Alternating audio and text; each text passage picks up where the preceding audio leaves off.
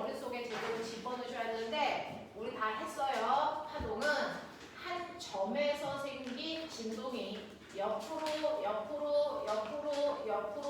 퍼져나가는 게 파동이다. 그때 파동을 일으킨 지점을 우리는 파원이라고 한다. 그래서 파원에서 발생한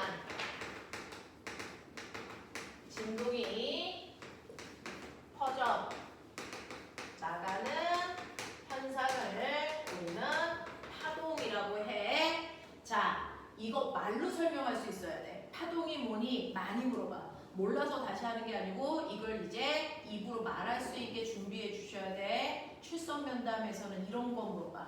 파동이 뭐니? 그러면 파원에서 발생한 진동이 퍼져나가는 걸 파동이라고 합니다. 라고 정확하게 표현해야 돼. 이게 파동의 정의예요.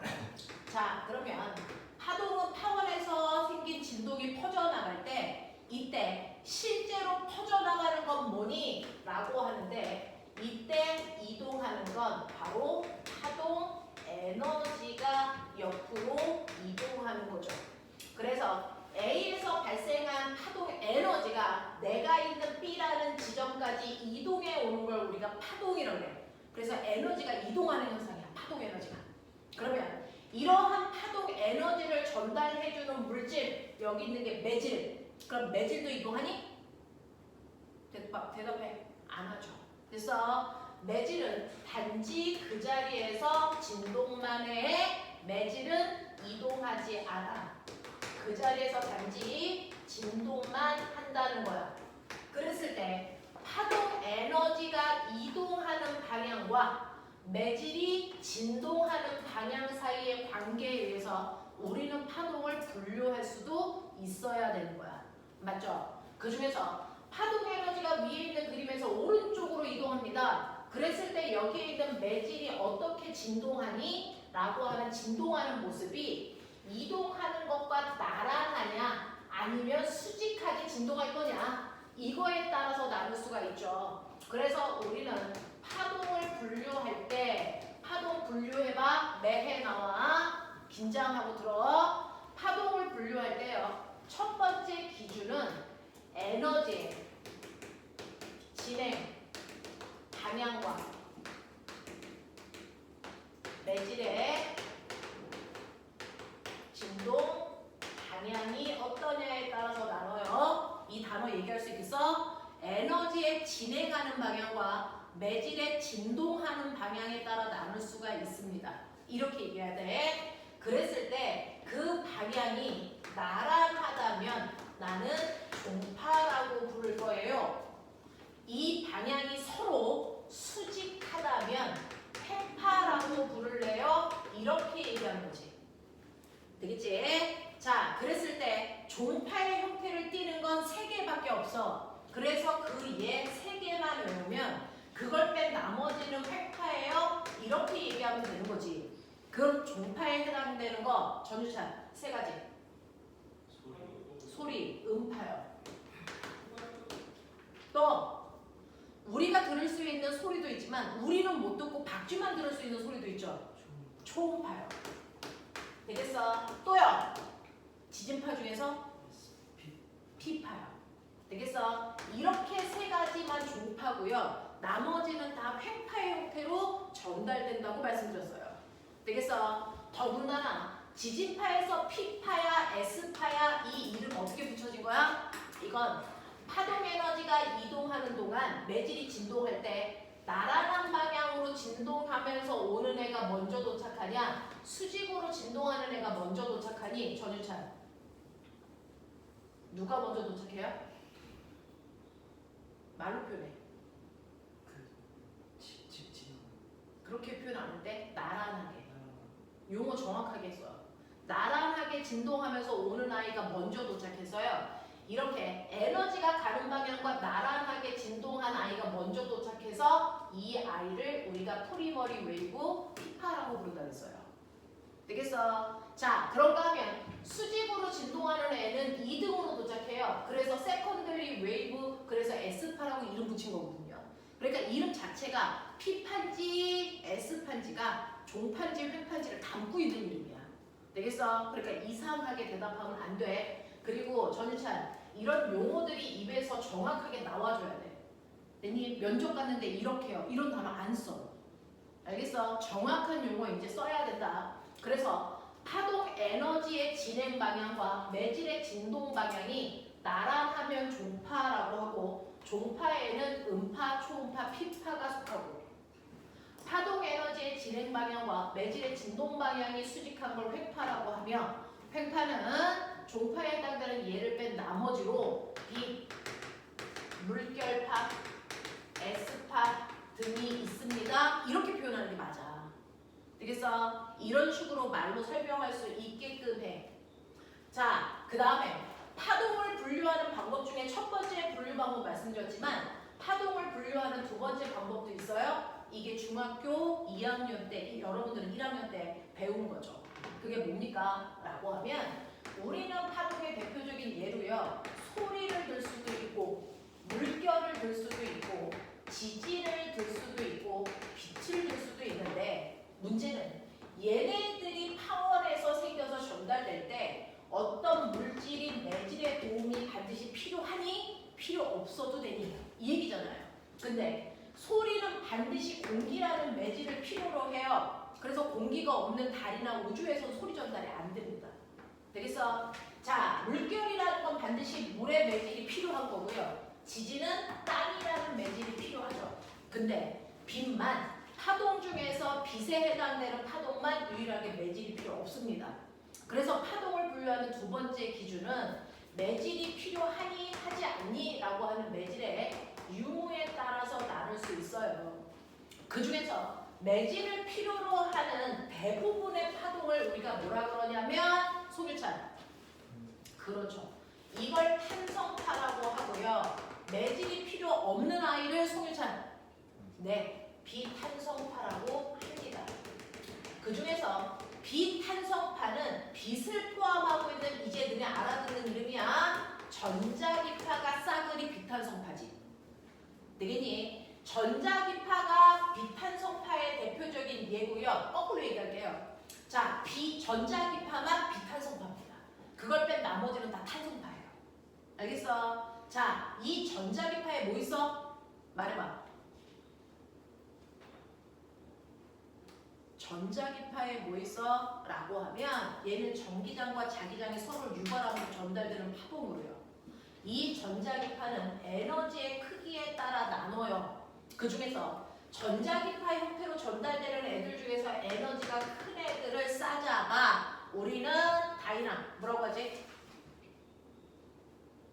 이걸 방사선이라고 불러요.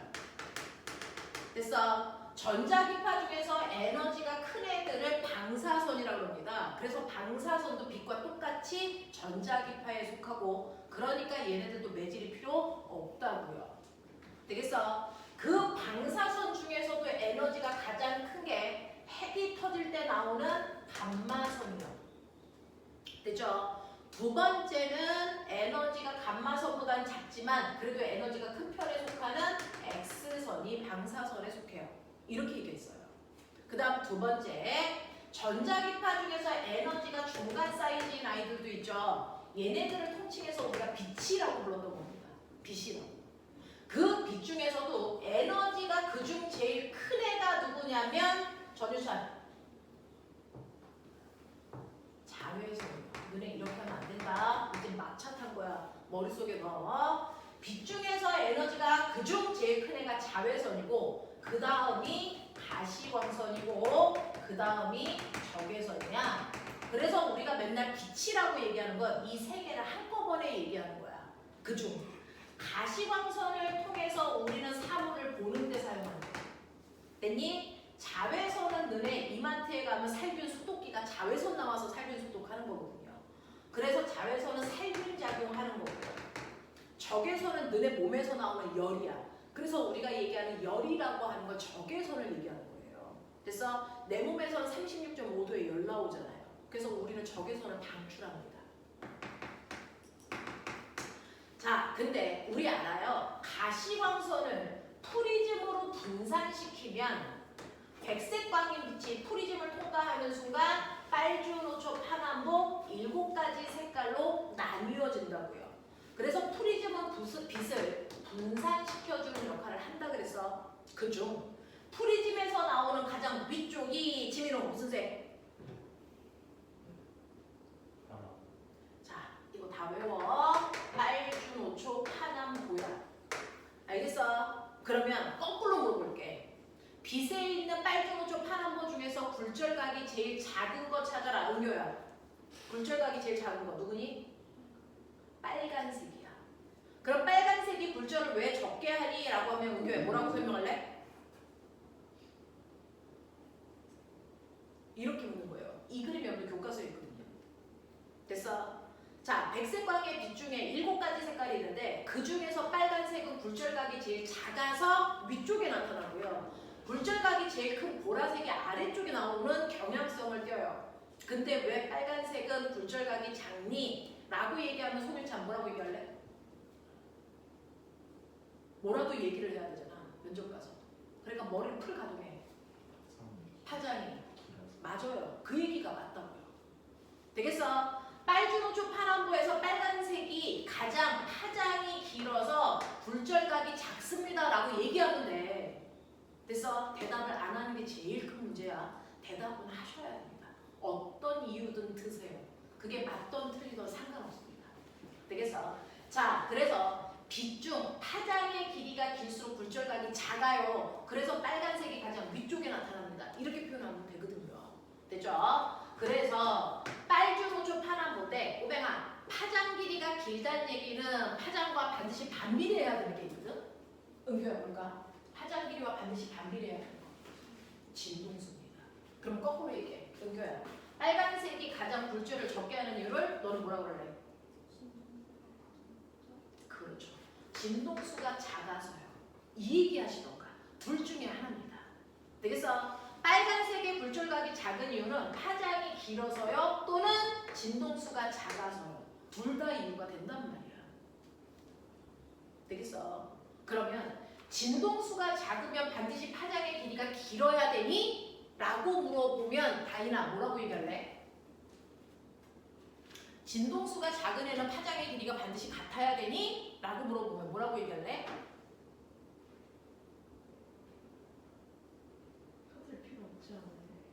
관계가 있어요. 어떤 관계가 있냐면 자, 같은 파동은 같은 매질에서 속력이 어때야 돼? 같아야 돼.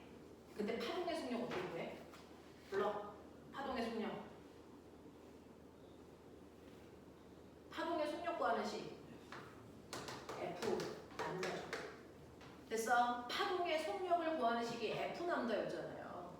됐어? 근데 같은 매질을 통과할 때는 속력이 일정해야 되기 때문에 진동수가 작다는 얘기가 파장이 길다는 얘기야.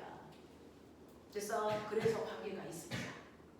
됐지? 자, 근데 파동의 속력 구하는 거 조금 이따 다시 해줄 건데 자, 에너지는 어떻게 구하니? 파동 에너지는. 파동 에너지 어떻게 구하죠? 이는 아인슈타인이 얘기했는데 이는 hf고요. 됐어? 파동 에너지 구하는 식이 hf입니다. 그럼 결국은 진동수가 작다는 얘기는 에너지가 뭐하다는 얘기니? 작다는 얘기야. 되겠어? 그래서 빨간색의 에너지가 제일 작구나. 그래서 3년 전인가요? 빨주노초 파남보. 그래서 그 사람은 빨주노초 파남보를 묻지 않고요. 빛의 3원색. 알고 있어? 뭐야? 빛의 3원색. 빨. 은교야. 초. 파요. 빛의 3원색이 빨, 초, 파거든요. 이거 진동수가 큰 순서대로 불러. 파장이 긴 순서대로 불러. 이거 하셨어요. 됐어? 이거 하셨다고요. 저는 설마 과거반 애들이 이거 대답을 못할까 그랬는데 못한 애가 있었어요. 물론 떨어졌어요. 됐어? 빛의 3원색 중에서 진동수가 큰 순서대로 불러라. 파장이 긴 순서대로 불러라. 되겠어? 이 얘기예요. 진동수가 큰 순서는 파란색이 제일 진동수가 커요. 초록색이에요. 빨간색이에요. 이거예요.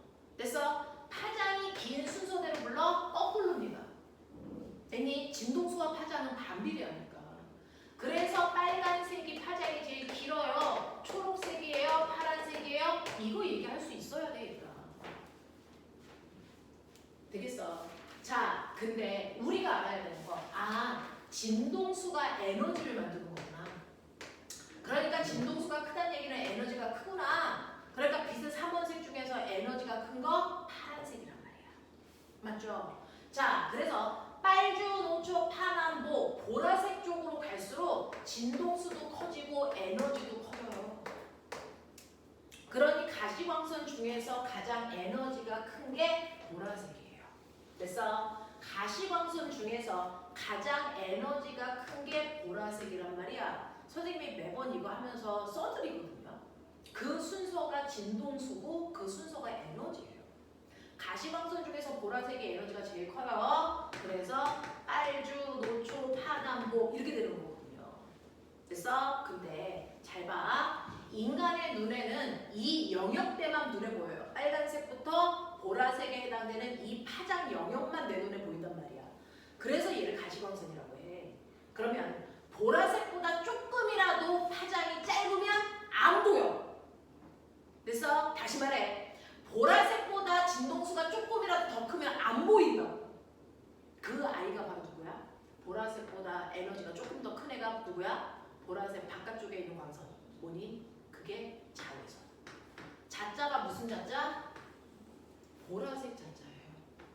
알겠습니까? 보라색 바깥쪽에 있는 광선이라는 뜻입니다.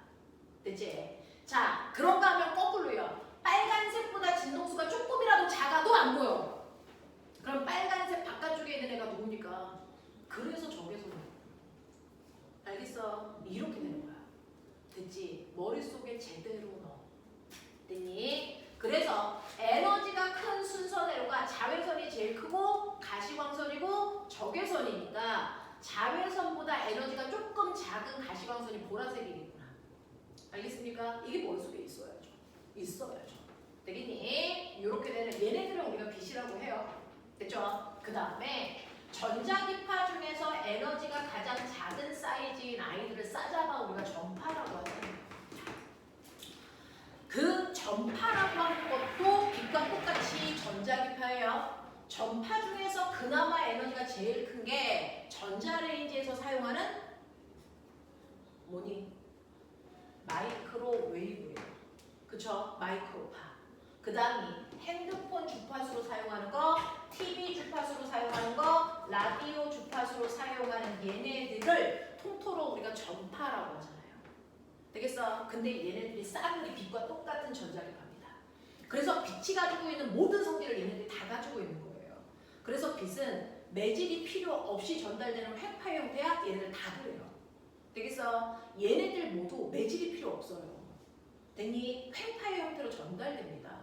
진공에서 전달될 때 속도가 제일 빠르고요. 그 다음 기체고, 액체고, 고체입니다. 됐어? 우리는 중학교 때 대표적인 예를 들어서 빛의 성질이라고 하지만 여러분들이 배운 모든 성질은 전자기파의 성질이에요. 알겠어? 이렇게 되는 거야. 그래서 이거를 조금 눈에 보이게 가시적으로 그리면요. 선생님이 위쪽으로 갈수록 에너지가 크다 그랬죠? 에너지가 크다는 얘기는 파장의 길이가 뭐해져야 된다고? 말해. 파장 길이가. 파장 길이가 짧아야 돼요. 네, 위로 올라갈수록 파장 길이가 짧아야 되고요. 진동수는 커야 돼요. 됐죠? 그래서 자, 밑에는 진동수가 길어서 늘어지고 그러다가 위로 갈수록 파장이 점점 짧아지는 거지. 되겠어? 파장이 짧아지면서 진동수가 커지는 겁니다. 알겠니? 이런 모습이야, 이런 모습. 됐죠? 자, 그래서 눈으로 가시적으로 보는 게 훨씬 더 잘 인지되는 사람들은 이 그림으로 보시면 돼요.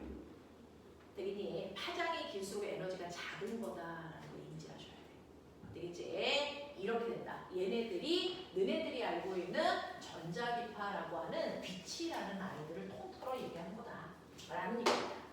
자, 그러면 우리는요 이런 식으로 파동을 나눴을 때요 첫 번째 질문이요 파동이 뭐니부터 시작해서 파동 분류해봐. 그리고 나서 빛과 소리를 비교해서 설명해. 이렇게 가는 거야 출석 면담. 됐어? 늘 그렇게 가.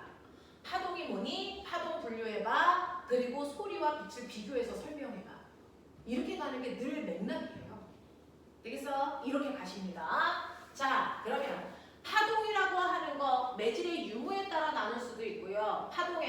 진행 방향과 매질의 진동 방향으로도 나눌 수가 있는데 이때 우리가 중학교 때 대표적으로 배운 파동은 두 가지 소리와 빛을 배워요.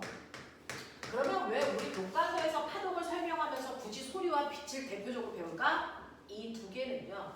파동이라는 공통점을 빼고는 공통점이 하나도 없어요. 정반대되는 성격입니다. 그래서 정반대되는 성격의 두 개의 파동을 배우겠다는 거야. 그 중에서요. 여러분들 지금 우리가 배운 걸로 본다면 소리는 반드시 매질이 있어야만 전달되는 탄성파야. 그러니 매질의 도움만 받아야 전달될 수 있다는 거야. 그러니 매질이 빽빽하게 있어야 빨리 전달되는 거야. 그러니까 소리는 매질이 빽빽하게 있는 고체 매질을 통과할 때가 제일 빨라. 그 다음 액체고 기체고 그래서 진공에서는 통과를 못해요. 이렇게 되는 거잖아. 되겠어? 근데 학교에서 이렇게 물어보지. 다이아몬드하고요. 유리 중에서 빛이 전달되는 속도가 누가 빠르겠니? 이렇게 물어보는 거야. 우리가 학원에서 배울 때는요. 고체 매질로 갈수록 소리의 전달 속도가 빨라요만 배웠지 다이아몬드하고 유리 중에 누가 더 빨라요를 안 배웠잖아 라고 얘기하면 이건 문제가 있어. 꼬맹아, 얘 경향성을 보면요. 입자가 치밀할수록 전달되는 속도가 빠르다는 얘기죠. 다시 말해 밀도가 뭐할수록 클수록. 됐어? 전달되는 속도가 빠르다는 거거든요. 그럼 유리하고 다이아몬드 중에 누가 더 치밀할까? 입자가 누가 더 빽빽하게 있을까? 누굴 것 같아요? 다이아몬드예요. 됐어? 그래서 다이아몬드에 전달되는 속도가 훨씬 빨라. 빛이 전달되는 속도가. 알겠어? 이런 것들이야. 이런 것들이야. 예측해야 돼. 됐어? 이렇게 빛이 전달되는 속도가 빠른 애들이 밀도가 큰 애들이야. 그래서 우리는 미란 매질이라는 게 무슨 말인 줄 알아? 미란 매질은요. 밀도가 큰 물질. 그래서 소한 매질은 밀도가 작은 매질. 이렇게 얘기해요. 됐죠? 근데 소리하고 반대되는 빛은요. 빛은 매질이 없을 때 전달되는 속도가 훨씬 더 빨라요. 그래서 우리는 얘를 비탄성파라고 하잖아요. 소리는 탄성파고 빛은 비탄성파야. 그럼 매질이 없는 게 더 좋다는 얘기야. 그러니까 얘는 진공에서 전달되는 속도가 훨씬 빠르고요. 그 다음 기체고 액체고 고체야. 오히려 입자가 있을수록 그 입자의 도움을 받는 게 아니고 입자를 피해가야 된단 말이야. 그러니까 입자가 빽빽할수록 많이 피해가야 되니까 속도 느려져. 알겠어? 그러면 빛의 속도가 빠른 매질은 미란 매질이니 소한 매질이니? 빛의 속도가 빠른 매질은 미란 매질이니 소한 매질이니? 무슨 매질이니? 소한 매질이야.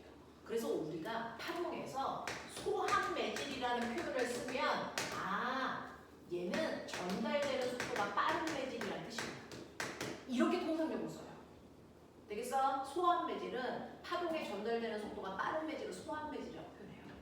되겠어? 파동이 전달되는 속도가 느린 매질을 미란 매질 이렇게 표현한다. 파동은 빛을 기준으로 설명하기 때문에 그래요. 되겠어? 이렇게 표현한다. 이렇게 표현한다.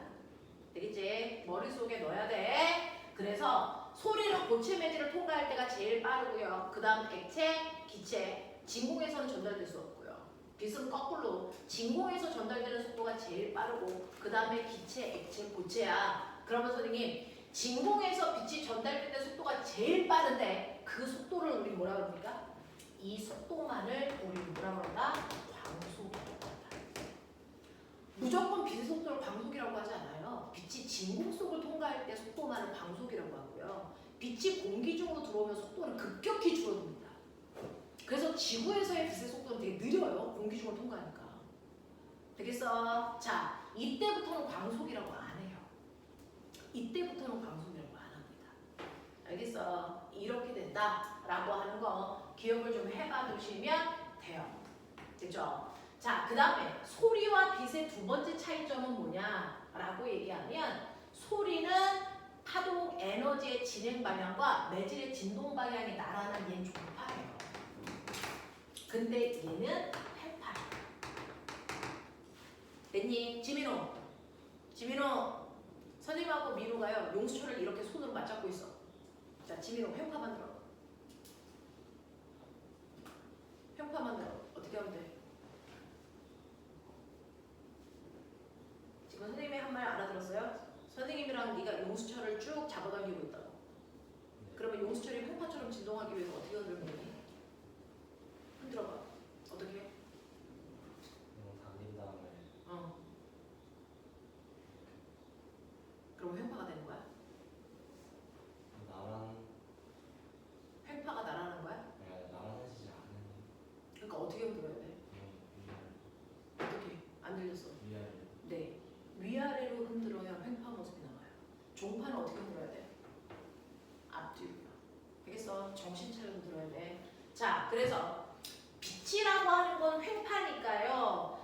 파동이 여기서 생겨서 에너지가 이렇게 갈 때 여기에 있는 매질은 위아래로 흔들어야 되니까 얘가 이런 모습을 가져야 횡파다. 우리 알고 있어요.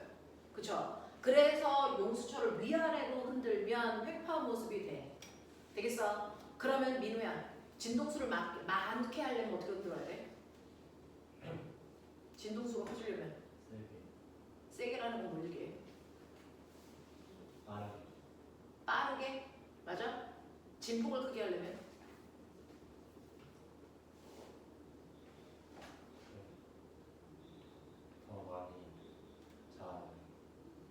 더 많이 흔들면 된다고? 그 많이라고 하는 건 1초당 흔들려는 횟수를 얘기하는 거야? 그건 진동수를 크게 하는 거야. 횡파를 만드는데요. 진동수를 크게 하려면 더 빠르게 흔들면 돼요. 됐어? 진폭을 크게 하려면? 진폭을 크게 하려면 더 크게, 더 세게 흔들어야 돼요. 알겠어? 그래야 진폭이 커지는 거죠. 무슨 말인지 알겠니? 이거 중학교 교과서에 있는 거예요. 됐죠? 종파 만들려면 앞뒤로 흔들라고 그랬죠. 됐어? 종파는요. 용수철은 원래 균일하게 이렇게 감겨 있어야 되는데 여러분들이 앞뒤로 흔들면 어떤 모습이 되냐면 한쪽은 듬성듬성 있고요. 한쪽은 조밀하게 있어요. 듬성듬성 있고 조밀하게 있습니다. 됐어? 이 모습을 만들려고 앞뒤로 흔드는 거고 이게 종파입니다. 그랬을 때 이렇게 빽빽하게 모여있는 부분을 뭐라 그러니? 이걸 밀. 됐어? 용수철 간격이 넓은 여기를 우리가 뭐라 그러니? 소. 되겠어? 그래서 종파는 밀과 소가 반복되는 구조를 가지고 있는 거고요. 횡파는 마루와 골이 반복되고 있는 구조예요. 단어 정확하게 쓰셔야 돼요. 됐어? 절대로 면접 가서 하지 말아야 되는 거 이거요. 그거 안 돼요. 이렇게요. 이런 단어 쓰면 안 돼요. 알겠어? 정확한 용어 쓰셔야 됩니다. 마루골의 모습이 반복되는 구조가 횡파 모습이고요. 종파는 밀과 소의 구조를 가지고 있는 게 종파입니다. 근데 소리가 밀과 소의 구조를 갖게 해요. 자, 그럼 소리의 매질이 뭔데?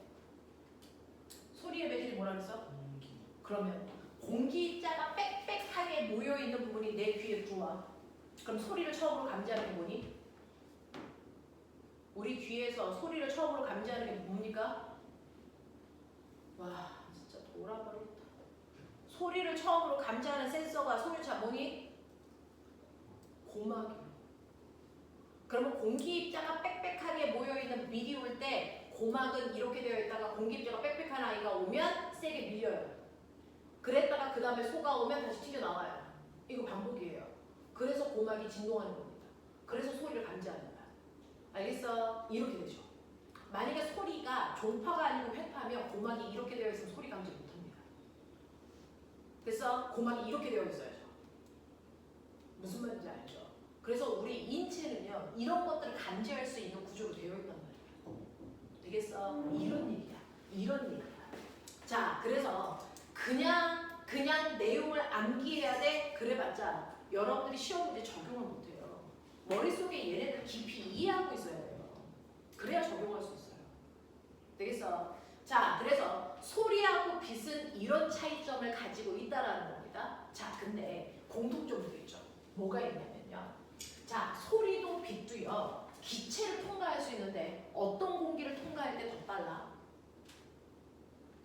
어떤 공기를 통과할 때 더 빨라? 뜨거운 공기, 찬 공기? 됐어?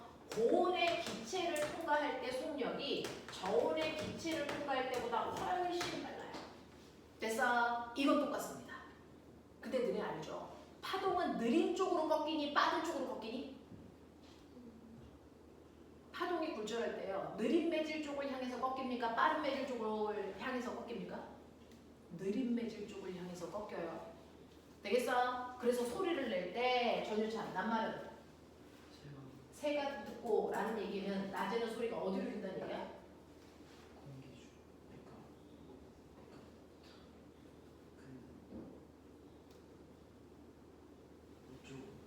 위쪽으로. 그럼 왜 위쪽으로 꺾이니? 라고 물어보시면 공기를 떠져가서 위쪽에 무슨 공기? 이쪽에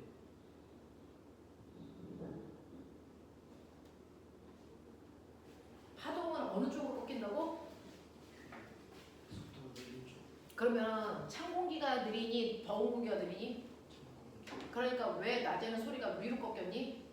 이쪽에 찬 공기가 있었어. 네 라고 대답을 해야 되는데 그렇게 버벅거리면 안 되는데 되겠어? 그래서 우리가 속담을 얘기할 때요 낱말은 새가 듣고 반말은 쥐가 듣는다라고 얘기하잖아요. 이건 굴절하는 방향을 얘기하잖아요. 낮에는 소리가 직진해서 가는 것보다 위쪽으로 휘어진다는 얘기예요. 위쪽으로 휘어지는 건 위쪽이 느린 매질이 있다는 얘기고요. 그 느린 매질이 뭡니까? 찬 공기가 위에 있고 더운 공기가 아래쪽에 있는 낮에는 온도 분포를 갖는다고요. 근데 밤말은 누가 듣냐면 밤말은 쥐가 들어요. 그럼 밤에는 소리가 아래로 내려온다는 얘기예요. 그거는 밤에는 기온이 뒤집혀요. 역전돼서 밤에는 아래쪽이 찬 공기고 위쪽이 더운 공기라는 얘기야. 되겠어? 그러면 낮과 밤의 기온 분포가 거꾸로 정반대로 나타나는 이유가 뭐니?라고 다이나 물어본다면 뭐라고 대답할래? 낮에는 땅바닥 쪽이 뜨거운데 밤에는 땅바닥 쪽이 훨씬 더 차가워. 이유가 뭐야?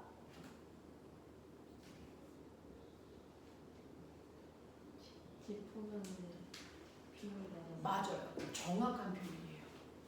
됐어. 지표면에 있는 땅의 비열이 낮아서요. 낮 동안은 태양에 의해서 비열이 낮은 땅바닥이 빨리 가열되고요. 밤이 되면은 태양이 없으니까 땅바닥이 먼저 식어서 그래요. 되겠어? 그래서 이 낮마른 새가 듣고 밤마른 쥐가 든다 이거는 지표면의 비열이 그만큼 낮다라는 얘기도 가르쳐주고 있는 거예요. 알겠어? 이런 식으로 끌고 가야죠. 이런 식으로 끌고 가줘야죠. 되겠어? 이런 얘기야. 이런 얘기야.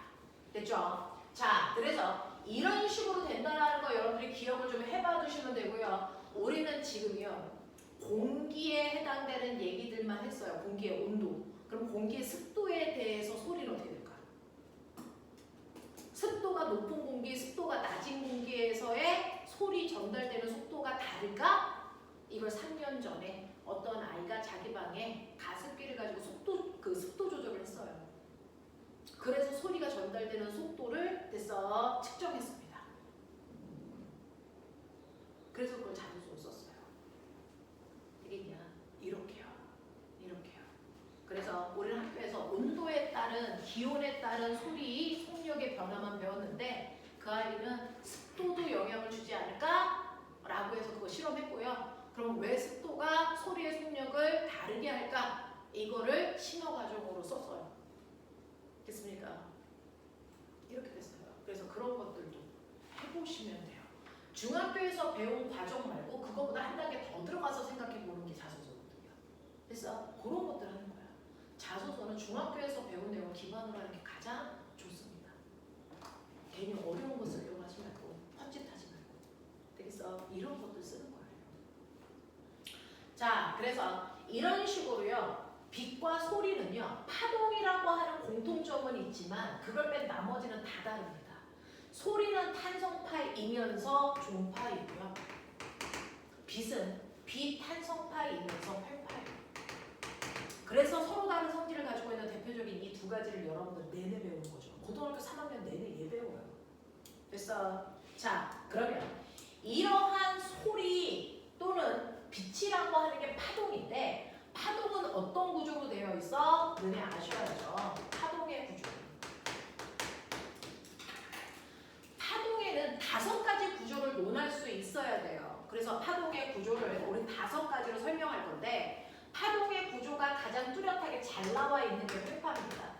그래서 회파 구조를 통해서 파동의 5요소를 설명한다는 얘기예요. 됐어? 그럼 너네는 머릿속에 내가 5요소를 아나? 이게 머릿속에서 지나가 줘야 돼요. 됐어? 자, 그래서 이 지점에서 파동을 일으켜서 파동의 에너지는 이쪽으로 갑니다. 그랬을 때 회파기 때문에 마루와 고래 형태를 띄어야 됩니다. 이런 식으로. 되겠어? 그랬을 때 X축을 거리라고 한다면 그래서 이 그래프를 가지고 내가 분석할 수 있는 건 뭐야? 내가 가지고 있는 5요소 중에 분석이 안 되는 건 뭐야? 이런 것들 찾아야 되거든요. 자, 파동의 5요소 기억나는 거 은교야 다 얘기해. 첫 번째 진폭 계속 불러. 파장 진동수 미친년 또 그건 5요소 안에 안 들어가는데요. 뭐 있죠? 진폭, 파장, 진동수 뭐 있어? 주기. 그 다음 뭐 있어? 뭐 있어? 됐어. 이렇게 5개를 우리가 파동의 5요소, 파동의 구조를 결정하는 요소들이라고 설명하는 거예요. 그 중에서 우리 알아요. 파장이라는 건 마루에서 그 다음 마루까지의 운동. 얘기해. 뭘 얘기하니? 마루에서 그 다음 마루까지의 최단거리야. 이게 한 파장이야. 됐어? 라고 중학교 때는 배우지만 우린 알아요. 굳이 마루에서 마루까지 질 필요 없고요. 골에서 골까지만 재도 돼요. 됐죠? 자, 그러니까 결국은 같은 모양이 반복되는 최단거리가 한 파장이라는 얘기죠. 근데 과학에서는 모양을 더 멋진 말로 뭐라고 한다고? 위상. 그래서 같은 위상이 반복되는 최단 거리다. 그거를 우리가 중학교 때 마루에서 그 다음 마루까지의 최단거리요 이렇게 표현해도 같은 말이에요. 되겠어? 자, 마루에서 그 다음 마루까지의 최단거리를 한 파장이라고 해요. 그 파장을 우리는 남다라고 쓰고 거리니까 다니는 미터예요. 됐죠? 자, 그런가 하면 여러분들이 알아두셔야 되는 같은 위상이 반복되는 거리가 아니고요. 최단 시간. 이걸 주기라고 합니다. 다시 말해요. 한 번 진동하는 데 걸린 시간. 알겠습니까? 이 얘기잖아요. 되겠니? 자, 이 주기는 대문자 T로 쓰고 단위는 초예요. 우리 표준 단위로만 쓰니까 주기의 단위는 언제나 초입니다. 됐죠? 그래서 주기는 1회 진동하는 동안 걸린 시간의 개념이면 거꾸로요. 1초라는 시간 동안에 그래서 진동하는 횟수를 우리가 뭐라고 한다? 진동수라고 한다. 1초라는 시간 동안에 진동하는 횟수를 진동수라고 합니다. 진동수는 프리퀀시 약자 F라고 쓰고 단위는 헤르츠인데 이때 여러분들이 보시면 한 번 진동하는 데 걸린 시간 또는 1초 동안에 진동하는 횟수 이 두 개는 반드시 역수관계예요. 역수. 되겠어? 그래서 주기를 알려주면 주기를 역수한 값이 진동수일 거고요. 그래서 진동수를 알려주면 진동수를 역수한 값이 주기일 겁니다.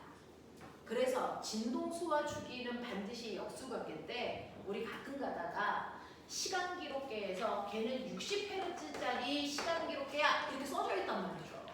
그러면 60Hz는 그 시간 기록계의 진동수가 60이야 이런 뜻이잖아요. 그러면 이 시간 기록계의 주기는 얼마야? 이거 역수하면 되죠. 그래서 얘는 한 타점 찍을 때마다 60분의 1초 걸리는 거구나 이렇게 하는 거야. 알겠어? 주기와 진동수는 역수관계예요 라는 걸 기억하셔야 돼요. 됐죠? 진폭은 뭐냐면요. 진폭은 에너지의 크기에 의해서 결정되는데 진폭은 중심에 있는 매질이 움직인 최대 변이요. 중심에 있는 매질이 움직인 최대 변이를 우리가 진폭이라고 하잖아요. 그러니까 얘가 이렇게 움직여서 돌아오나 여기에서 이렇게 가나 그래서 같은 파동은 진폭이 똑같습니다. 그래서 여기가 플러스 2고 여기가 마이너스 2면 얘는 진폭이 2m예요 라고 얘기해야지 4m예요 라고 얘기하시면 안 된다고요. 진폭은 중심에서 마루까지의 높이 또는 중심에서 골까지의 깊이. 되겠어? 이걸 보는 게 진폭이고요. 진폭은요. 파동 에너지를 구하는 방법은 HF로도 구하지만 파동 에너지를 구하는 방법은 A제곱 F제곱으로요. A가 바로 진폭이에요. 진폭. 그래서 에너지가 큰 애는 진폭도 큽니다. 진동수도 크고. 되겠습니까? 이렇게 돼요. 그래서 진폭이라는 건 매질이 움직인 최대 변이를 의미한다. 되겠냐? 중심에서 마루까지의 높이를 재면 된다. 자, 그 다음에 파동의 속력도 벨로시티 V로 재는데요. 모든 속력은 시간분의 거리잖아요. 모든 속력은 시간분의 거리, 예외가 있을 수가 없어요. 그러니까 파동도 속력을 구하려면 시간분의 거리로 계산하면 되잖아요. 그래서 파동의 시간을 얘기하는 주기분의 파장이 파동의 속력을 구하는 식인데 주기분의 1이 진동수라고 했으니 파동의 속력을 F 남다로 계산해 아까 너네가 얘기했단 말이야.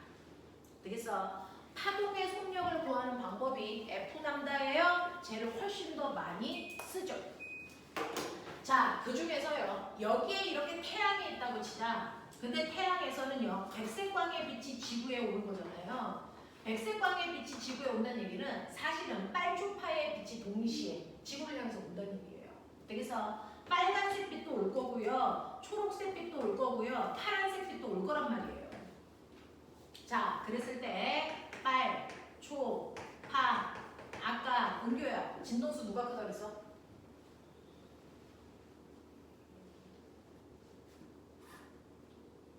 진동수 아니, 빨간색은 파장이 큰 거야. 되겠어? 에너지가 큰 애가 진동수가 크기 때문에 파란색이 진동수가 커.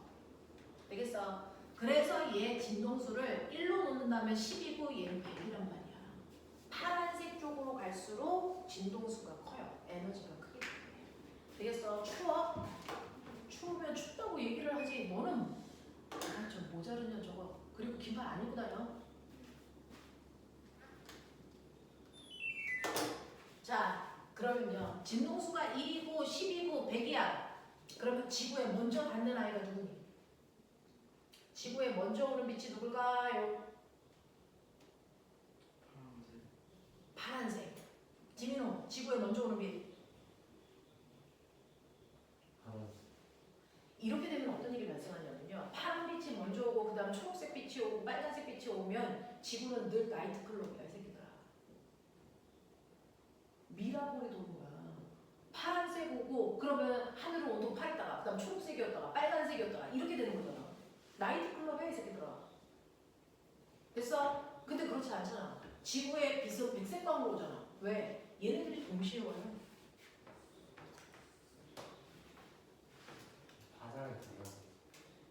자, 얘네들이 전달되는 속력 V는 F 남다라고 그랬죠. 파장이 1, 진동수가 1이면 파장은 100이에요. 그래서 속력이 100이라고. 진동수가 10이면 파장이 10이라서 속력이 100이고요. 진동수가 100이면 파장은 1이라서 속력이 100이라고요. 진동수가 크다고 해서 속력이 빠르지 않아요. 진동수와 반비례하는 파장 길이를 갖는다고 했잖아. 그래서 같은 매질을 통과할 때 속력은 같다 그랬잖아. 되겠어? 그래서 파란색이 먼저 오지 않아요. 동시에 와요.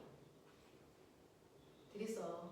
그래서 기억해야 돼. 같은 배지를 통과할 때 같은 파동은 속력이 똑같아요. 그럼 너네 알아? 우리 소리의 3요소. 소리의 3요소. 지민호 얘기해. 소리의 3요소.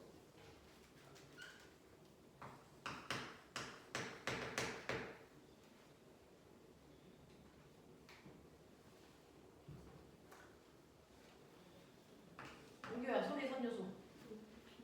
소리의 높이, 소리의 크기 라고 하는 거 원래 세기라고 얘기하는 거야. 그 다음 소리의 맵시. 자, 소리의 높낮이를 결정하는 게 뭐니?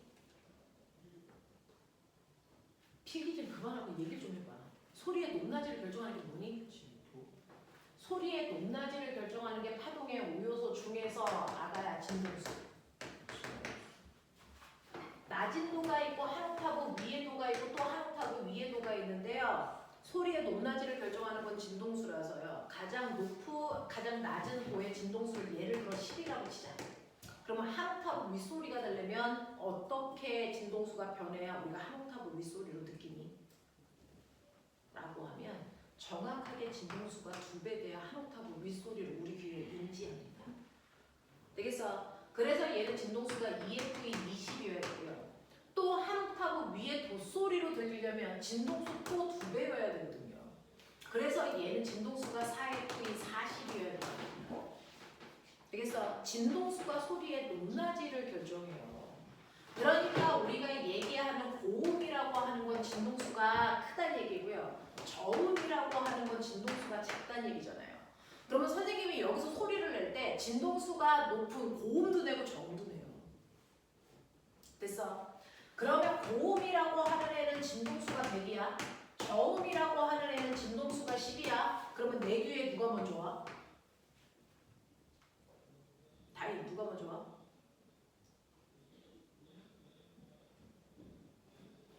똑같이 오는 거 아니에요? 동시에 와야죠. 왜? 같은 매질을 통과해서 오니까. 되겠어? V는 F 남자잖아요. 그러니까 진동수가 크면 파장은 짧아서 속력이 100이고요. 진동수가 작으면 파장이 길어서 100이기 때문에 전달되는 속력이 같아요. 그러니까 네가 고음의 노래를 하던 저음의 노래를 하던 그게 섞여있는 노래를 하던 그 음이 순서대로 오는 거죠. 고음이 먼저 도착하고 저음이 나중에 도착하고 이러면 의사 표현을 할 수가 없는 거 아니야? 소리가 뒤집박죽 올 거니까.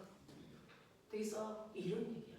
같은 매질을 통과할 때는 모든 파동은 같은 속력으로 와요. 그게 고음이든 저음이든 상관없어요. 되겠어? 그래서 아까 말씀드렸어요. 진동수와 파장은 반드시 반비례다. 됐어? 진동수와 파장의 길이는 반드시 반비례다. 라고 말씀드렸어요.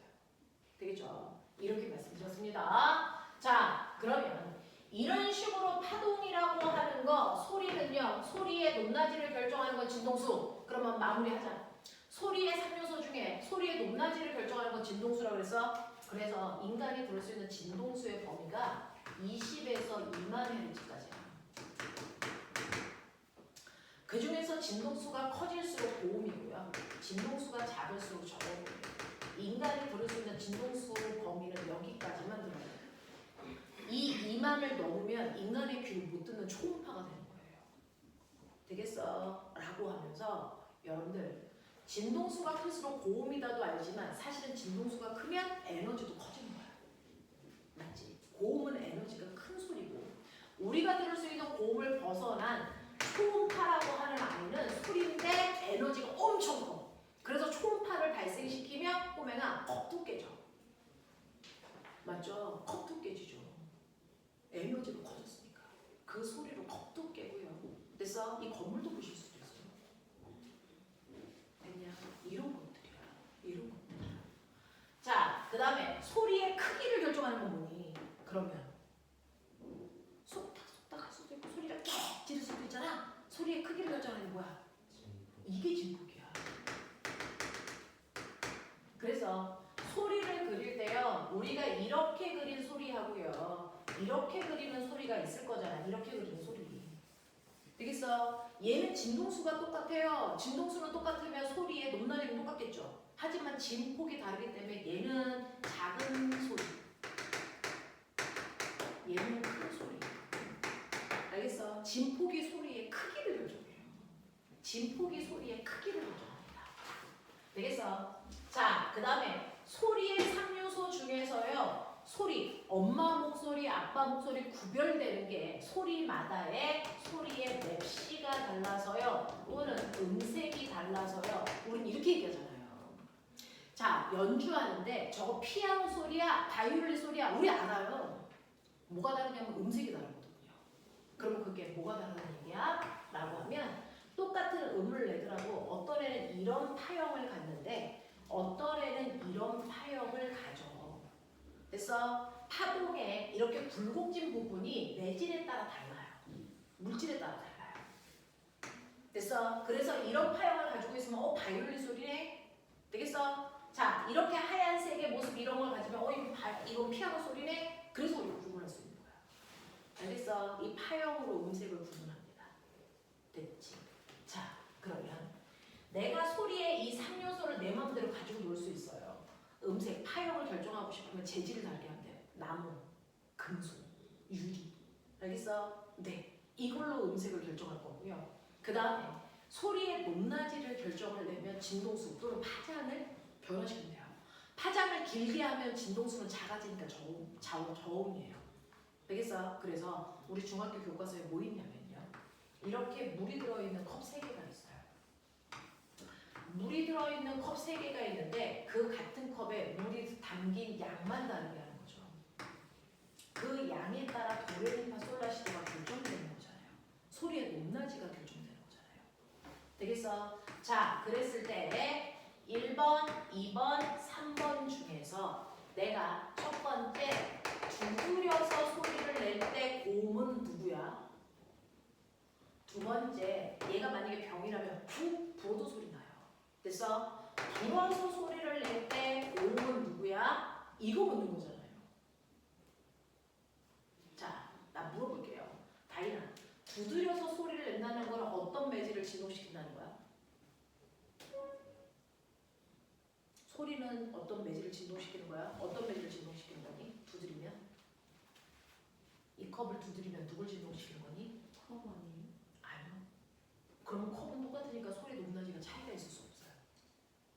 컵에 담긴 물을 진동시키는 거야. 그래서 컵을 두드릴 땐 컵을 통해서 컵의 진동이 물에 전달되는 거야. 그래서 물을 진동시키는 거야. 되겠어? 그래서 컵을 두드린다는 건 저 안에 있는 물을 진동시킨다는 거야. 그래서 매질이 물이에요. 근데 내가 후 볼 때는 누굴 진동시키니 그러면? 이 안에 있는 누굴 진동시키니? 이게 이렇게 병이에요? 그럼 나는 불어서 소리를 낼 때 누굴 진동시키겠어요? 이 안에 있는 공기를 진동시키는 거예요. 되겠어? 그래서 어떤 매질을 진동시키느냐에 따라서 고음이 달라요. 결론 얘기할게요. 매질, 그래서 적을수록 고음을 만들어. 매질이 적을수록 고음을 만들어. 그러니까 두드리면 물의 양이 작은 애가 고음이라는 얘기예요. 됐죠? 그러니까 1번이 고음이고 2번이 고음이고 3번이야. 그 다음에 불어서 소리를 낼 때 공기를 진동시키니까 공기 양이 작은 애가 고음이거든요. 그러면 공기가 가장 조금 들어있는 게 3번이라고요. 됐어? 그 다음 2번이고 1번이라고요. 그래서 우리가 실로폰이 있어요. 아가 때 맨날 들고 다니던 악기 실로폰이 있는데 실로폰은 같은 금속의 길이만을 다르게 잘라놓은 거잖아요. 됐어? 그래서 1번, 2번, 3번이에요. 그러면 이 중에서 어떤 실로폰이 고음이니? 은교 몇 번이고? 안 돼. 몇 번? 네. 매질의 양이 작을수록 고음이라고 했으니까 얘가 고음이잖아요. 그래서 여러분들 집에 가서요. 여러분들이 인위적으로 실로폰을 만들어 보는 거야. 그러면 도에서 레로 가고 레에서 기로 갈 때 이 길이를 얼마를 조절해야지 그 음을 만들 수 있을까? 이거 갈릴리에가 만드는 거예요. 그 음계를 계산한 거야.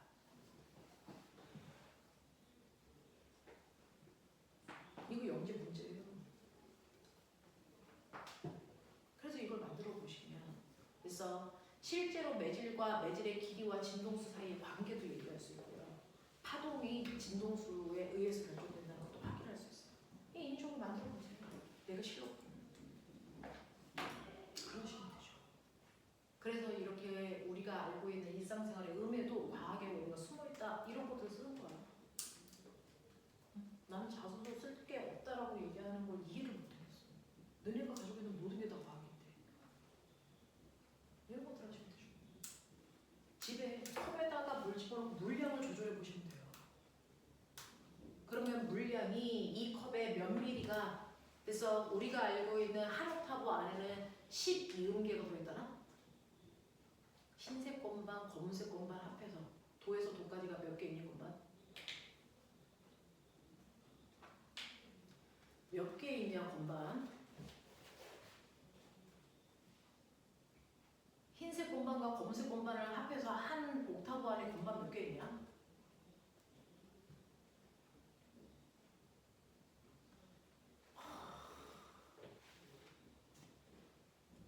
13개, 도에서 도까지. 14개. 난 모르니까 묻는 거야. 13개 있어, 14개 있어. 그걸로 나누는 거거든, 진동수를. 쟤 모르는데 그냥 손가락만 하는 거지. 너 모르지. 피아노 건반 모르지. 몇 개 있어? 피아노 좀 배웠다는 애들은 없니?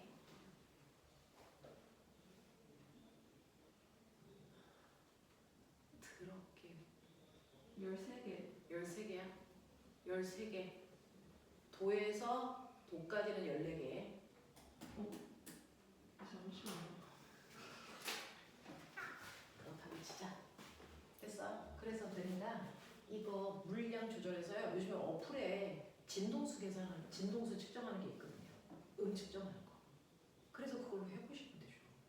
그럼 너무 좋은 실험이죠. 13개. 13개요. 됐어. 그러면 13개에 우리가 한 옥타브 안에는 진동수가 2배 차인데 그러면 한 안에는 그 2배의 진동수를 한 음이 됐어? 얼마만큼을 차지할까? 되겠어? 기본적인 라라는 그 우리가 음에서 기준이 라예요. 도레미파솔 라 시도할 때 라거든요. 그래서 기본 음계에서 라의 진동수가 440Hz예요. 그러면 그 다음을 라는 887이겠죠. 이 사이가 13개의 음이 있다는 거잖아요. 그러면 라 다음이 뭐야? 라샵? 시? 뭐야? 라샵이 있어? C 플랫. C 플랫. 그렇게요. 이때요. 그럼 C 플랫의 진동수는 얼마일까? 되겠어? 이거 균등하게 분열하는 거거든요. 되겠어? 그거 해보시면 되죠. 그래서 손해찬 이런 거 해보시면 훨씬 더 좋을 것 같아. 그래서 너는 어차피 진도 파동으로 했잖아. 그렇죠? 그래서 네가 했던 실험도 괜찮고요. 이런 거 해도 돼요. 되겠어? 이런 거. 이런 거 해보시면 돼요. 그래서 저는 이렇게 음에 대해서 해보시는 것도 파동의 속성을 이해하는 거라서 되게 괜찮거든요. 근데 집에 가서 같은 컵 가져다가요. 물량 조절해가지고 어플로 두드리면서 해보시면 돼요. 해보시면 좋죠. 저는 이런 것들을 되게 좋아해요. 저는 늘 말씀드린 것처럼 실험은 간단한 게 좋습니다. 그 안에 많은 생각을 할 수 있으면 더 좋고요. 되겠어? 그래서 악기들이라는 거의 원리 이런 것들을 이해하시면 훨씬 더 좋을 것 같아요. 자, 그래서 이게 소리고요. 자, 그 다음에 여러분들한테 설명하고 싶은 거 파동의 오요소 중에서 진폭이 뭐야, 파장이 뭐야, 주기가 뭐야, 진동수가 뭐야. 자, 근데 결론은요. 뭐냐면 파동의 속력은 뭐가 결정해? 파동의 속력을 결정하는 게 뭐니? 실제로요. 우리가 중학교 1학년 때 배웠던 거 빛이 공기 중에서 물 속으로 들어갈 땐 속력이 달라서 꺾인다 그랬거든요. 그럼 속력을 결정하는 겁니다. 똑같은 빛인데 왜 속력이 달라져? 그거 뭡니까? 통과하는 매질의 성질에 따라 속력이 달라지는 거야. 그래서 고음이야 저음이야가 중요한 게 아니야.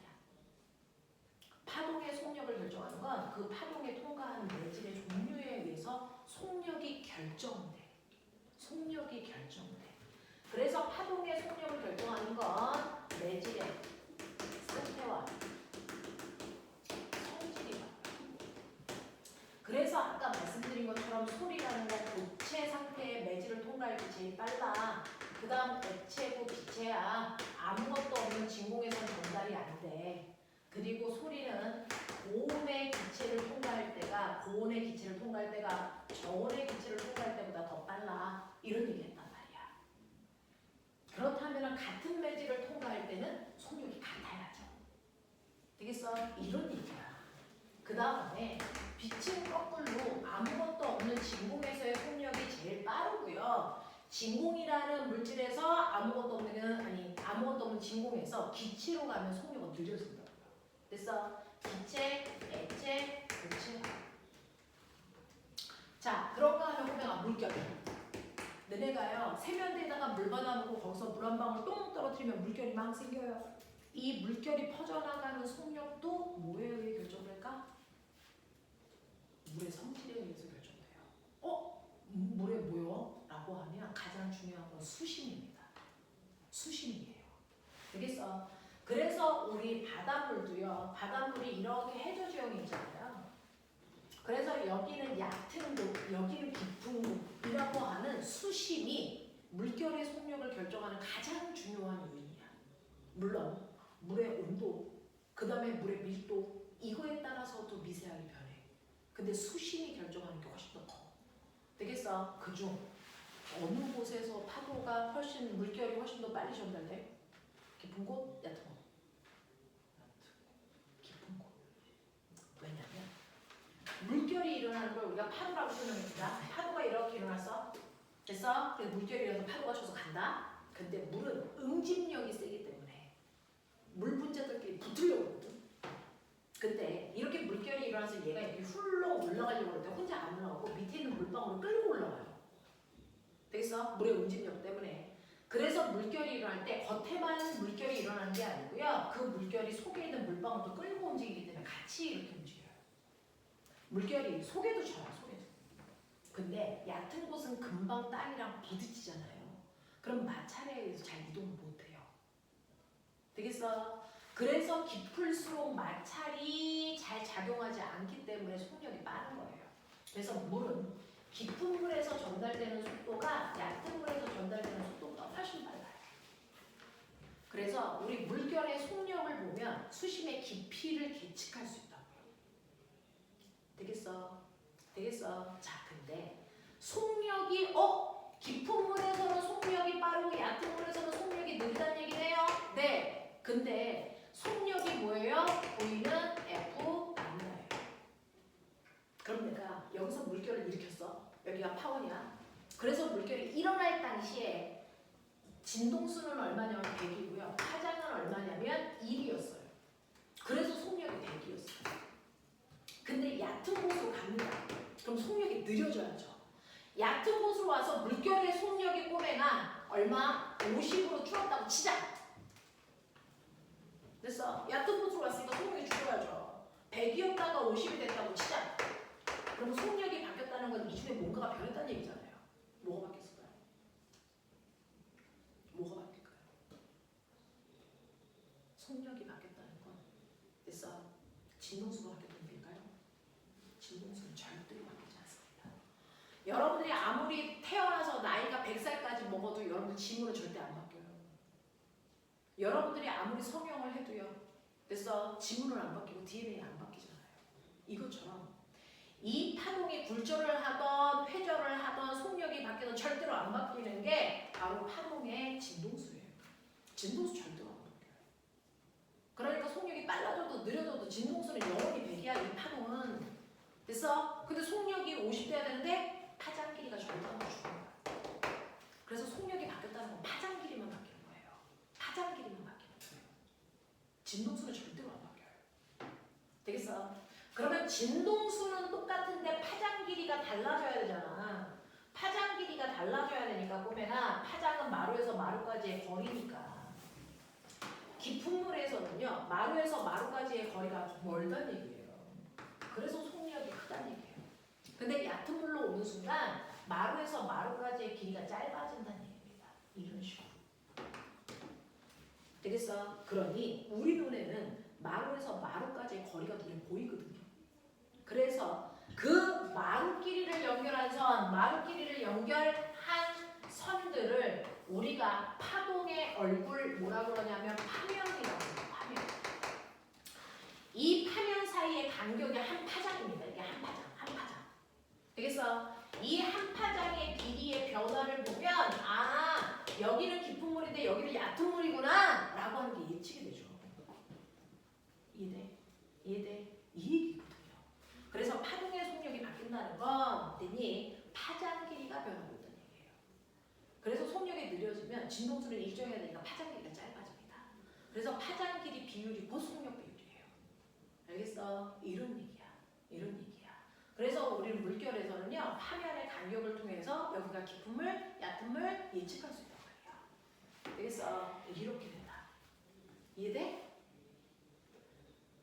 이거를 사실은 중학교 때도 했었고요. 물리 1에서도 했었고요. 물 2에서도 했었고요. 다 했거든요. 같은 얘기를 지루할 정도로 계속 똑같이 반복하고 있는 중인데 머리에 이제 넣으셔야 돼요. 얘는 출석 면담에서 능이 나오는 애들이에요. 능이 나오는 애들이야. 일단은 1차는 건너가야지. 그래야 2차 시험도 보죠. 1차에서 떨어지고 있는데 2차 대비를 하면 뭐 할까요? 1차 대비하셔야죠. 그 1차 대비를 방학 때부터 미친 듯이 하는 거예요. 자소서를 빨리 쓰셔야 1차 대비를 합니다.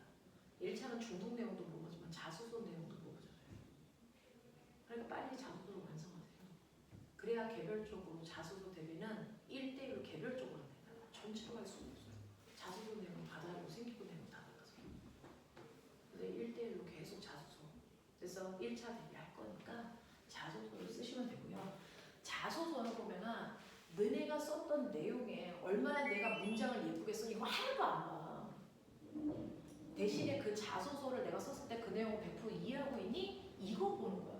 네가 한 거 맞아? 혹시 재미나이 돌린 거 아니야? 이거 봐요. 그러니까 절대로 재미나이 돌리면 안 됩니다. 맨 마지막에 문장 예쁘게 하려고 돌렸어요. 그거 돼. 그거 돼. 문장 예쁘게 하려고 돌리는 건 돼. 근데 그 실험 설계를 하고 거기에 있는 내용들을 분석하고 그리고 그 깊이 있는 것들을 뭐 내가 만들어 나가고 이런 것들은 다 네가 해야 돼. 되겠어? 그건 다 네가 하고요. 그리고 나서 마무리할 때 문장을 예쁘게 할 때 재미나게 돌리는 거 누구도 뭐라고 안 해. 알겠어? 그거는 누구도 뭐라고 안 해. 근데 너네가 모르는 단어들, 방향성 이런 것들을 걔네들이 돌리잖아? 문제 있어요. 재미나게 절대 돌리면 안 돼. 알겠어? 가면 자소서를요. 얘네들이 컴퓨터로 돌렸는지 아니면 기존에 선배 거를 베꼈는지 그거 다 돌려야 됩니다.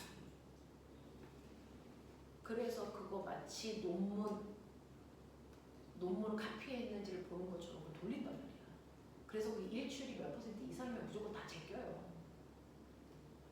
그래서 돌리시면 안 됩니다. 그래서 큰 코 다치는 애들 여러 개 있다. 매번. 작년에도 재작년에도. 되겠어? 그리고 실험 안 했는데 실험했다고 굳이 우기는 아이들. 자기는 티 안 날 것 같죠? 티 나요. 티 납니다. 실험, 오류가 있는 실험들도 다 좋습니다. 하셔야 돼요. 실험하셔야 되고요. 문제는 자기가 실험한 내용을 분석 못하는 게 문제인 거죠. 실험하셔야 돼요. 그래서 자기가 실험을 하고 그 내용을 분석을 못하니까 선생님들하고 같이 하는 거잖아요. 그래서 너네가 뭐라도 가져와야 거기에서 오류라든가 방향성이라든가 이런 것도 선생님이 하죠. 이제 절대 컴퓨터 돌리면 안 돼. 그래서 네. 검색 같은 거 하시죠. 그런 것도 다 하셔도 돼요. 그래서 어려운 단어는 될 수 있으면 안 쓰는 게 좋아요. 자기가 이해하고 해석할 수 있으면 써도 되는데 그렇지 않으면 이 용어가 뭐야? 이 현상이 뭐야? 이렇게 물어봤을 때 대답을 못한다? 안 쓰니까 못한다. 그래서 네, 아셔야 됩니다. 자, 그래서 기말고사 끝나고는 여러분들 1차 여러분들이 정리한 내용들을 선생님들한테 다 주셔야 돼요. 그래야 빠른 속도로 선생님들이 확인해서 그래서 추가로 더 해야 되는 것들 아니면 아예 엎어라고 얘기하실 수도 있어요. 그래서 그냥 빨리빨리 해서 주십시오. 진로도 폼이 다 뜬 거 아세요? 세종 틀 다 떴어요. 경기도도 다 폼이 떴고요. 그래서 자소서 이런 다 떴는데 변화가 없어요. 세종 작년과랑 똑같아요. 경기도도 똑같아요. 그래서 그 폼에 그거 쓰시면 돼요. 그리고 지금 호진쌤하고 자소서 쓸 때 그 링크 타고 들어가서 쓰고 있죠. 거기다가 수학하고 인성도 같이 넣어주시면 수학 선생님들도 그 링크로 들어오시고 했거든요. 수학하고 인성도 그 안에 넣으세요. 그래서 이렇게 하시면 된다. 자, 이렇다고요. 자, 그래서 지금 시간이 많이 지나서 파동이라고 하는 구조설명을 써요. 파동에 파장, 주기, 진동수, 진폭, 속력. 이때 파동의 속력 생명을 결정하는 건 매질의 상태와 성질이다. 고음이라고 빠르거나 저음이라고 느리지 않다. 그래서 파란색이라고 빠르거나 빨간색이라고 느리지 않는다. 됐니? 같은 매질을 통과할 때 속력은 같다. 알겠죠? 기억해 두셔야 됩니다. 라고 하는 거 머릿속에 넣으시면 되고요. 그 다음에 여러분들이 하셔야 되는 게 파동의 성질입니다. 자, 파동의 5요소를 분석한 것처럼 파동의 성질이 있죠? 파동의 성질도 5가지가 있어요. 파동의 성질이 5가지가 있는데 중학교에서 배웠던 파동의 성질은 3개밖에 없어요. 뭐 있어? 굴절, 반사, 직진. 됐죠? 파동의 성질은 5가지가 있는데 중학교 때 배웠던 파동의 성질은 여러분들이 빛의 성질이라고 배웠어요. 그래서 빛의 성질 중에 빛의 직진성, 그 다음에 반사, 그 다음에 굴절, 그 다음에 여기서부터는 고등학교 때 배워요. 여러분들은 안 배웁니다. 4번째, 5번째는 간섭과 뭐가 있냐면 회전이 있어요. 요 얘기죠. 되겠어? 자, 그 중에서요. 결론부터 크게 가죠. 위에 있는 3가지 여러분들이 중학교 때 배웠던 이 3가지 성질은요. 사실은 파동과 물질이 다 가질 수 있는 성질이야. 그러니까 굴절해. 이것만으로 얘가 파동인지 물질인지 구별할 수 없어요. 반사해. 이것만으로 얘가 물질인지 파동인지 구분할 수가 없어요. 그러니까 빛이 입자니 파동이니? 이거를 구분하기 위해서 빛의 반사 성질을 이용하니? 그럼 병신이라는 거죠. 반사는 물질도 하고 파동도 하기 때문에 이걸로 얘가 파동인지 물질인지 구분할 수 없어요. 대신에 밑에 있는 2가지 성질이 있죠. 이건 물질은 절대 나타나지 않는 성질이에요. 되겠어? 얘는 파동만 가지고 있는 유일한 성질입니다. 파동만 가질 수 있는 유일한 성질이라서 빛이 입자니 파동이니 전유시하는 파동입니다. 그걸 누가 증명할게요? 빛이 파동이라는 걸 누가 증명할게요? 지민호 누가 증명했니?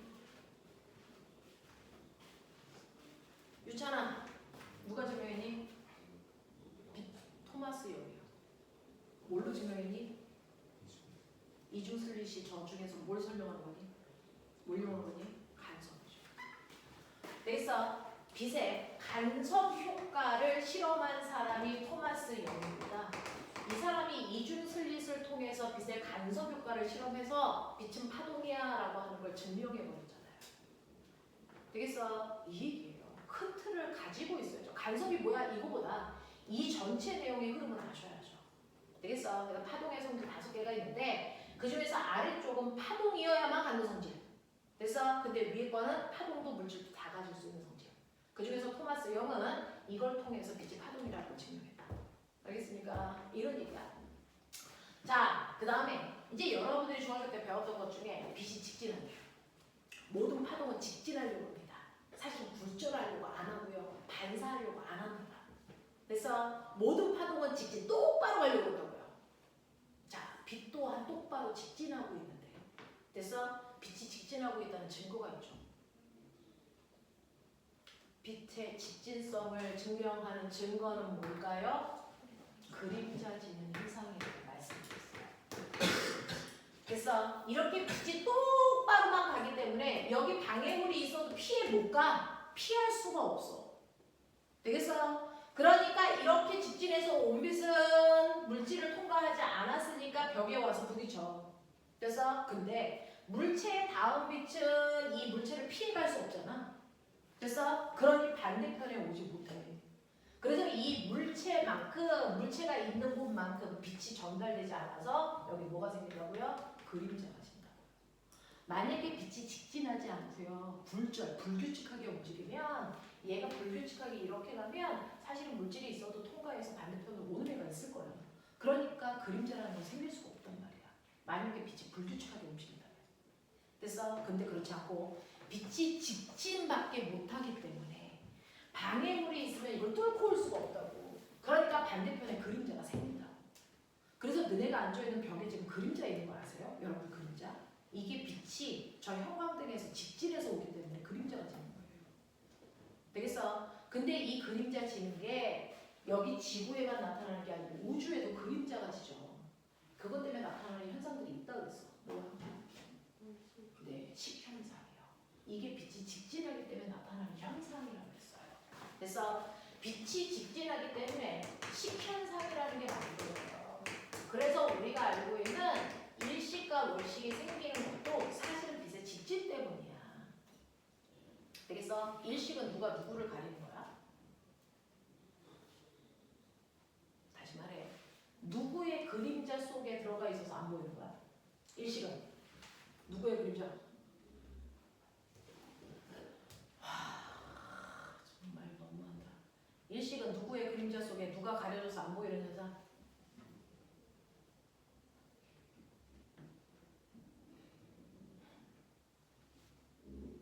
심하다. 자, 달의 그림자 속에 해가 가려지는 현상이죠. 그래서 해가 가려져서 해가 안 보여요? 그걸 해가 먹혔어요? 이렇게 표현하는 거야. 됐어? 그래서 해 일자 먹힐 식자 해가 가려서 안 보여요. 이 뜻이잖아요. 이름에다 써 있거든요. 그래서 달의 그림자 속에 해가 가려져서 안 보이는 현상이에요. 그럼 첫째 순서. 일식이 나타나려면 첫째 순서. 해, 달, 지죠. 그래서 지구에서 지구인이 볼 때 달 때문에 태양이 안 보이는 게 일식이잖아요. 되겠어? 이렇게 되는 거잖아요. 됐니? 자, 월식은 그럼 말해봐. 네.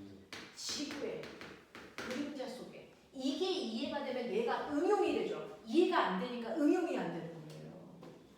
지구의 그림자 속에 누가 먹힌 거야? 네, 달이 가려지는 현상이에요. 그래야 되니까 첫째 순서가 어떻게 되겠니? 무조건 시작은 태양이야. 태, 뭐야? 지, 달이죠. 됐어? 그래서 태양빛을 지구가 가려요. 그래서 달에 가는 빛이 없어서 달이 가려진다고요. 되겠어? 이게 월식이라고. 그러면 우리 지구과학에서 배운 이거 머릿속에 돌려봐. 만약에 내가 지구인이야. 이때 달을 보면 달의 위상이 뭐니?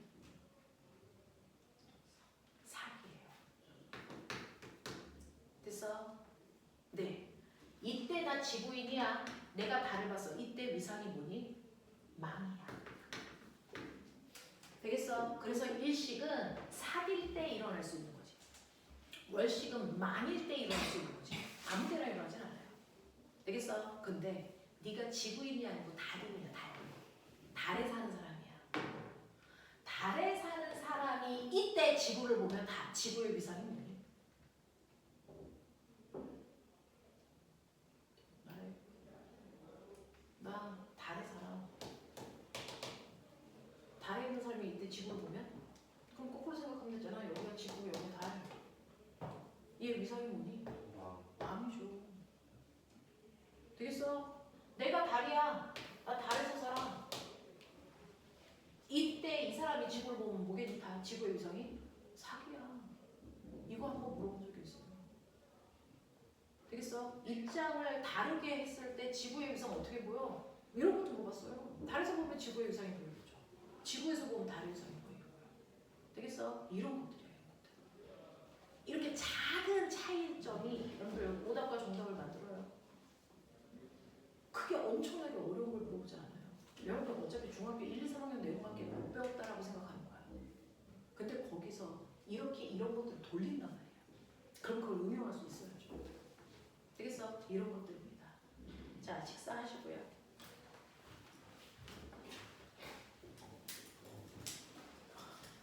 목요일날 연결해서 할게.